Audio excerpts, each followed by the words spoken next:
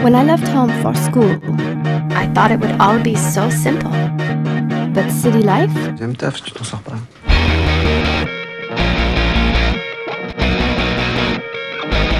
The money is great.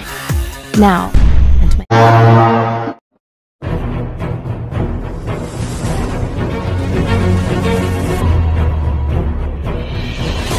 Kisah nyata cuy, dimana kisah aslinya menceritakan tentang seorang mahasiswi yang sangat struggle dan rela ngelakuin apapun untuk bisa menyelesaikan kuliahnya.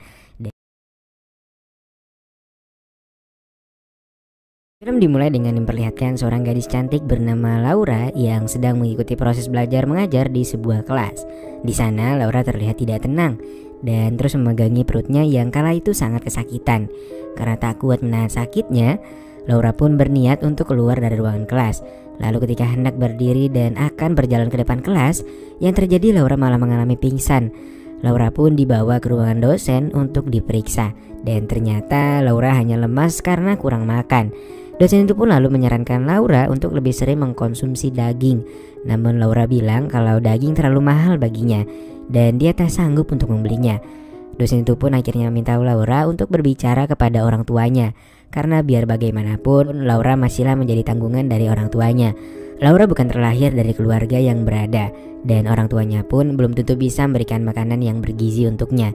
Dan akhirnya percakapan pun ditutup dengan Laura yang mengatakan bahwa dia sudah baik-baik saja. Lalu dia pun berpamitan kepada dosen yang memeriksanya itu. Sesampainya di kosan, lagi-lagi masalah kembali mendatangi Laura. Diketahui dia tinggal bersama dengan pacarnya dan sekarang mereka sedang mengalami kesulitan untuk membayar sewa kos. Di sini juga diketahui bahwa sebenarnya Laura adalah gadis yang sangat rajin. Dia juga bekerja part-time sehabis kuliah. Namun Laura memiliki kekasih yang kebalikan dari dirinya, yaitu sangatlah malas untuk bekerja dan melakukan apapun. Bahkan ketika sedang melakukan push rank, dia lebih memilih untuk pasif dan membiarkan Laura yang aktif menari-nari di atasnya. Anjir, ini sih bener-bener udah mageran parah sih. Lanjut, pas lagi asik-asiknya push rank, tiba-tiba aja token mereka habis.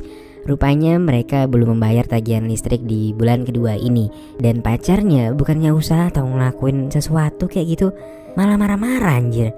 Kan bangsu ini namanya. Dan semenjak saat itu Laura pun merasa bahwa dia harus mencari pekerjaan tambahan untuk memenuhi kebutuhan hidupnya. Laura pun membuka laptopnya. Dia pun menemukan sebuah forum yang menawari gadis-gadis untuk menjadi terapis pijat dengan pria yang butuh diservis onderdilnya. Laura pun merasa tertarik karena melihat uang yang ditawarkan dari para penghuni di forum itu cukuplah besar. Dengan agak ragu-ragu, Laura pun membalas salah satu tawaran, lalu mendeskripsikan dirinya yang merupakan seorang gadis berusia 19 tahun, bukan seorang profesional dalam hal memijit, dan dia juga mengatakan bahwa dia nggak menerima servis onderdil dalam bentuk apapun. Mau ganti oli kayak mau main mau main mulut, dia nggak mau. Terus ngapain dong kan pertanyaannya. Tapi nggak disangka-sangka orang itu malah tertarik kepada Laura dan mengatakan bahwa dia setuju dengan persyaratan itu. Orang itu pun mengirimkan fotonya yang ternyata dia adalah seorang pria yang sudah cukup tua dan bernama Joe. Singkat cerita, pada esoknya Laura pun bersiap untuk pekerjaan barunya. Dia pun mendatangi hotel yang telah dijanjikan. Joe terlihat sudah berada di sana menanti kedatangan Laura. Di kamar, Joe memberikan sebuah surat kepada Laura yang di dalamnya bertuliskan apa-apa saja yang harus dilakukannya. Pertama-tama Laura harus menanggalkan semua yang dikenakannya. Dia pun menurutinya dan melepaskannya di depan Joe.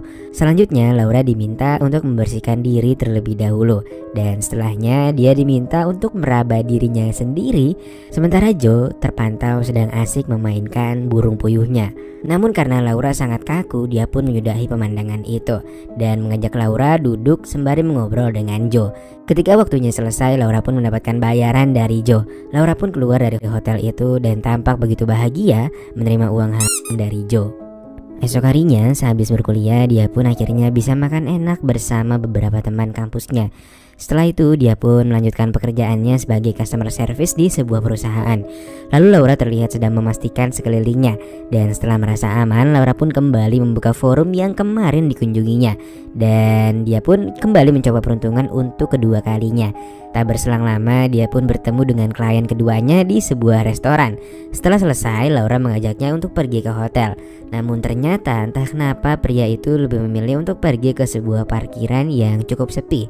Di dalam mobil, Laura pun memberikan pelayanannya kepada pria itu.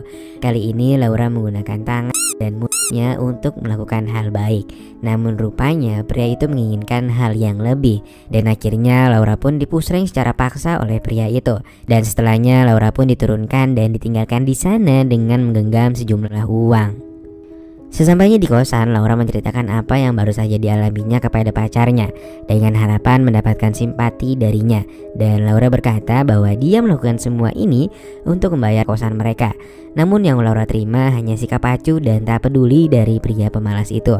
Laura pun akhirnya habis kesabaran, dan saat itu juga dia langsung meninggalkan pacarnya yang mau kondo itu.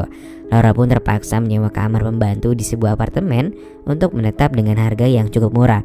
Sesekali Laura menjadi model majalah dewasa dan dipotret tanpa menggunakan apapun. Singkat cerita, kini kuliahnya sudah hampir memasuki akhir semester. Dia pun harus mencari uang lebih untuk bisa menyelesaikan kuliahnya. Lalu pemilik studio itu menawari Laura untuk menjadi pemeran dalam film box dengan melakukan push-rank dengan 2 orang sekaligus. Dan Laura pun dengan tegas menolaknya karena Laura merasa dia belum senakal itu. Saat dikontrakan, Laura melakukan video call dengan teman kampusnya, seorang wanita yang memiliki profesi yang sama sepertinya. Temannya mengatakan dia baru saja membeli tas branded setelah dia melayani 20 orang sekaligus. Buset, itu dari hidung sampai kuping masuk semua kayaknya ya. Dan Laura pun kaget mendengarnya, tapi dalam hatinya berkata bahwa dia sebenarnya iri dan kepingin juga memiliki barang-barang yang mahal. Toh Laura juga lebih cakep dari temannya itu.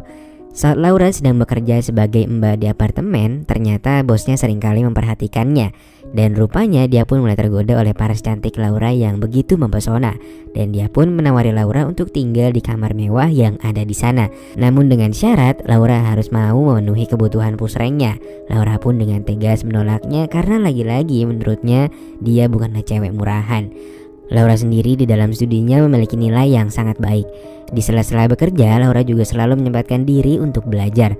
Namun sekarang semester akhir sudah di depan mata, dan dia membutuhkan laptop agar bisa belajar lebih maksimal. Laura pun mengecek sisa uang yang dimilikinya, namun masih kurang sangat jauh. Dia punya ide untuk menghubungi pelanggan pertamanya yang dulu, yang menurutnya adalah pelanggan yang paling baik. Dan beberapa hari kemudian dia pun kembali bertemu dengan Joe yang sudah membawa laptop yang dibutuhkan Laura.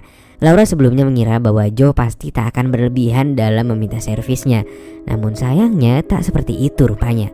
Dan rupanya kali ini Joe ingin yang lebih menantang dengan cara diikat dan ya pokoknya hardcore lah. Setelahnya Laura pun pergi dengan terburu-buru, namun tak kelupaan membawa laptop keinginannya itu. Sekembalinya dia dari hotel dan pulang ke rumahnya, Laura merasa sangat sedih hari itu karena baru saja mengalami hal buruk yang tak diinginkannya. Dan dia membutuhkan seseorang untuk menjadi teman bercerita, sekaligus ya menguatkannya lah ya. Laura pun menghubungi pacarnya yang baru saja dikenalinya beberapa saat yang lalu di kampusnya. Sebut saja namanya Alex. Setibanya Alex di rumah Laura, Laura pun menceritakan pekerjaannya yang sebenarnya kepada Alex.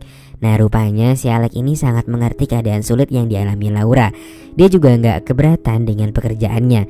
Dan pada esok harinya setelah si Alex memberikan keyakinan penuh kepadanya, Laura akhirnya benar-benar yakin untuk mengabdikan dirinya secara utuh dan penuh untuk semua yang membutuhkan jasanya. Memang sangat disayangkan keputusan yang diambil Laura, apalagi pelanggannya kebanyakan ya sejenis kakek Sugiono yang tinggal nunggu ilahi lah. Singkat cerita, sekarang Laura sangat sibuk mengabdikan dirinya sebagai dan sudah mulai jarang ada waktu untuk pacaran dengan si Alex. Sampai pada suatu hari si Alex mengetahui bahwa Laura masih bertemu dengan Joe yang kasar itu, dan Alex pun memutuskan untuk menyudahi cerita cintanya dengan Laura. Laura pun dengan segala cara meminta maaf kepada Alex, sampai-sampai dia rela mengisap permen coklat miliknya di tempat umum. Namun Alex tetap gak mau memaafkannya.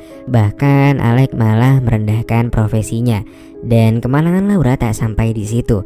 Sekarang foto-foto vulgarnya yang dulu ternyata telah disebarluaskan di internet oleh pemilik studio itu. Dan seluruh orang di kota itu sekarang semakin memandang Laura dengan sebelah mata.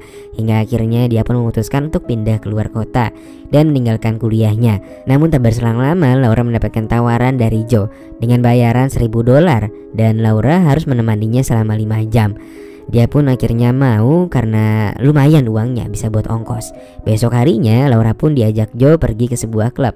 Di sana Laura diminta untuk menservis beberapa teman Joe. Laura pun menurutinya demi $1.000 itu. Namun sayangnya mereka malah bermain sangat ekstrim dan membuatnya sangat kewalahan cuy. Keluarnya dari sana Laura pun keluar dengan ngegang sambil sangat kelelahan, lalu menuju kamar hotelnya dan mandi junub. Ibarat sudah jatuh tertimpa tangga, Joe malah pergi dari hotel itu dan hanya memberikan uang senilai $100 saja kepada Laura. Tentu sangat berbeda jauh dengan kesepakatan sebelumnya. Dia pun menangis sejadi-jadinya saat itu juga. Esok harinya Laura pun bercerita kepada teman kampusnya, ya sebut saja namanya Mawar, bahwa dia akan pindah keluar kota dan berhenti dari kuliahnya karena tak sanggup menahan malu di kota itu. Mawar pun memberi saran agar tetap melanjutkan kuliahnya. Soal absennya pasti Mawar akan membantu, dan mengenai materi pembelajaran Mawar juga akan mengirimkannya. Laura pun sangat senang mendengar hal itu dan dia pun sangat berterima kasih kepadanya. Esoknya karena tak memiliki cukup uang, Laura dengan nekat menaiki kereta dan bersembunyi di dalam toilet karena tak mampu membeli tiket. Sesampainya di kota yang dituju, Laura pun menetap di asrama seorang temannya untuk sementara waktu sampai dia menemukan pekerjaan. Laura pun mendatangi semua toko yang ada di sudut kota dengan harapan ada yang mau menerimanya bekerja. Namun keberuntungannya belum memihak kepadanya, karena Laura hanya bisa bekerja separuh waktu. Karena biar bagaimanapun dia harus tetap belajar demi bisa mengejar cita-citanya. Hingga saat Laura sudah sangat pasrah dan hampir putus asa, dia mendapatkan sebuah panggilan di teleponnya yang mengatakan bahwa dia memberikan pekerjaan kepada Laura. Dia pun sangat senang mendengarnya. Dia bekerja di sebuah kafe dan dikelilingi oleh orang-orang baik. Teman-temannya sangat mensupport Laura dan terus menyemangatinya agar lulus dan menjadi seorang sarjana. Dan sekarang tiba harinya saat ujian semester akhir. Laura pun kembali ke kota yang pernah menghancurkannya. Dia menuju ke kampusnya dan mulai melakukan ujian akhir. Selesai mengikuti ujian akhir, Laura pun langsung kembali ke kota masa depannya. Dan singkat cerita, pengumuman hasil ujian pun keluar. Laura segera mengeceknya lewat komputer yang ada di kafe. Dan hasilnya sangatlah mengesankan. Laura berhasil lulus dengan nilai terbaik. Semua teman-temannya pun bersama-sama memberikan selamat dan merayakan kelulusan Laura. Di akhir film terlihat seorang gadis yang mencoba membagikan kisahnya di sebuah televisi. Sebuah pernyataan yang sangat menyayat hati dikatakan oleh gadis itu. Dia mengkritik pemerintah dan mengatakan karena mahalnya pendidikan yang ditetapkan, ada puluhan ribu mahasiswi yang akhirnya harus mengabdikan dirinya sebagai lonceng demi bisa berkuliah dan lulus sebagai sarjana. Dan lalu film pun selesai.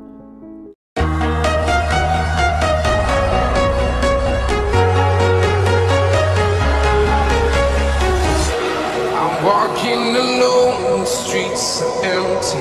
The only thing I can see is my own silhouette. I'm getting stronger, step by step. The clock is ticking, but there's no time for me.